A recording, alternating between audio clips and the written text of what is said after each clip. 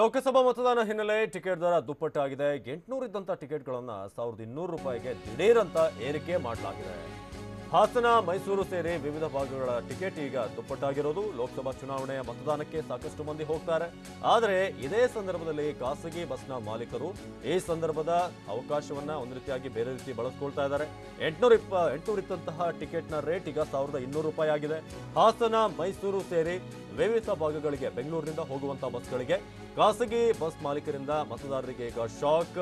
ಎಲ್ಲರೂ ಕೂಡ ಒಂದ್ ಕಡೆ ಮತದಾನ ಕಡ್ಡಾಯವಾಗಿ ಮಾಡಬೇಕು, ನಿಮ್ಮ ಹಕ್ಕು ಅಂತ ಹೇಳುವಂತ ಮಾತಿದೆ. ಆದರೆ ಅದೇ ಸಂದರ್ಭದಲ್ಲಿ ಖಾಸಗಿ ಬಸ್ನ ಮಾಲೀಕರು ಏಪ್ರಿಲ್ 18 ಮತ್ತು ಏಪ್ರಿಲ್ 23ಕ್ಕೆ ಏನು ಚುನಾವಣೆ ಇದೆ ಆವತ್ತಿನ ದಿನಾಂಕಕ್ಕೆ ಉತ್ತರ ಕರ್ನಾಟಕ ಭಾಗಕ್ಕೆ ಹೋಗುವಂತಹ ಬಸ್ಗಳಿಗೂ ಕೂಡ ಟಿಕೆಟ್ ದರವನ್ನ 800 ಇದ್ದದ್ದು 1200, ಆಲ್ಮೋಸ್ಟ್ 50%, 50% ಅಲ್ಲಿ ಜಾಸ್ತಿ ಮಾಡಲಾಗಿದೆ.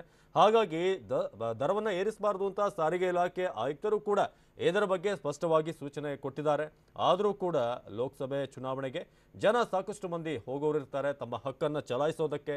ಆದರೆ ಇದೇ ಸಂದರ್ಭವನ್ನ ಖಾಸಗಿ ಬಸ್ನ ಮಾಲೀಕರು ಈ ರೀತಿಯಾಗಿ ದುರ್ಬಳಕೆ ಮಾಡ್ಕೊಳ್ತಾ ಇದ್ದಾರೆ ಅನ್ನೋ ಆರೋಪ ಕೇಳಿ ಬರ್ತಾ ಇದೆ.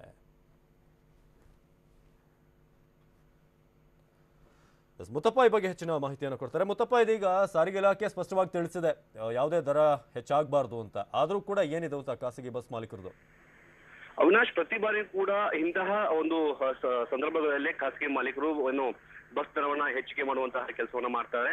ಅದರಲ್ಲೂ ಕೂಡ ಮುಖ್ಯವಾಗಿ ಮತದಾನ ಮಾಡುವಂತದ್ದು ಕಡ್ಡಾಯವಾಗಿ ಅಂತ ಹೇಳಿ ಚುನಾವಣಾ ಆಯೋಗ ಹೇಳ್ತಾ ಇದೆ. ಇನ್ನೊಂದು ಕಡೆ ಎಲ್ಲರೂ ಕೂಡ ಕಂಪಲ್ಸರಿಯಾಗಿ ಮತದಾನ ಮಾಡಿ ಅಂತ ಕೂಡ ಹೇಳ್ತಾರೆ. ಹೀಗಾಗಿ ಜನ ಎಲ್ಲರೂ ಕೂಡ ಇದೇ ತಿಂಗಳ 18ನೇ ತಾರೀಕು ಮತ್ತು 23ನೇ ತಾರೀಕು ತಮ್ಮ ಊರುಗಳಿಗೆ ಹೋಗಿ ಮತದಾನ ಮಾಡೋದಕ್ಕೆ ಸಿದ್ಧರಾಗ್ತಿರುವಂತಹ ಬೆನ್ನಲೆಯಲ್ಲಿ ಈಗ ಖಾಸಗಿ ಬಸ್ ಮಾಲೀಕರು ಏಕಾಏಕಿಯಾಗಿ ಒಂದು ಬಸ್ ದರವನ್ನ ಹೆಚ್ಚಳ ಮಾಡಿದ್ದಾರೆ. 800 ರೂಪಾಯಿ ಇದ್ದಂತಹ ಬಸ್ ದರವನ್ನ ಏಕಾಏಕಿ 1200 ರೂಪಾಯಿಗೆ ಏರಿಕೆ ಮಾಡಿರುವಂತದ್ದು ಜನರಿಗೆ ಒಂದು ಆಘಾತ ಅಂತ ಹೇಳ್ಬೋದು. ಜೊತೆಗೆ ಸಾರಿಗೆ ಇಲಾಖೆ ಆಯುಕ್ತರೇ ಹೇಳಿದ್ರು ಯಾವುದೇ ರೀತಿಯಾದಂತಹ ದರವನ್ನ ಏರಿಕೆ ಮಾಡಬಾರ್ದು, ಮತದಾನ ಮಾಡುವಕ್ಕೆ ಹೋಗುವಂತಹ ಜನರಿಗೆ ಅನುಕೂಲವಾಗುವ ರೀತಿಯಲ್ಲಿ ಖಾಸಗಿ ಬಸ್ ಮಾಲೀಕರು ಸಂಚಾರ ಮಾಡಬೇಕು ಅಂತ ಕೂಡ ಹೇಳಿದ್ರು. ಆದ್ರೆ ಇವೆಲ್ಲವನ್ನು ಕೂಡ ಧಿಕ್ಕರಿಸಿ ಖಾಸಗಿ ಬಸ್ ಮಾಲೀಕರು ಏನು ದರವನ್ನ ಏಕಾಏಕಿಯಾಗಿ ಏರಿಕೆ ಮಾಡಿರುವಂತದ್ದು 16ನೇ ತಾರೀಕಿನಿಂದ ಹಿಡಿದು 23ನೇ ತಾರೀಕಿವರೆಗೂ ಕೂಡ 800 ರೂಪಾಯಿ ಇದ್ದಂತಹ ಏನು ದರ ಏನಿದೆ ಅದು 1200 ಏರಿಕೆ ಆಗಿದೆ.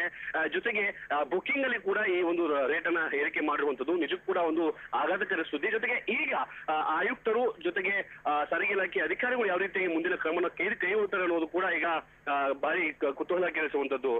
ಅವಿನಾಶ್, ಧನ್ಯವಾದ ಮುತ್ತಪ್ಪ.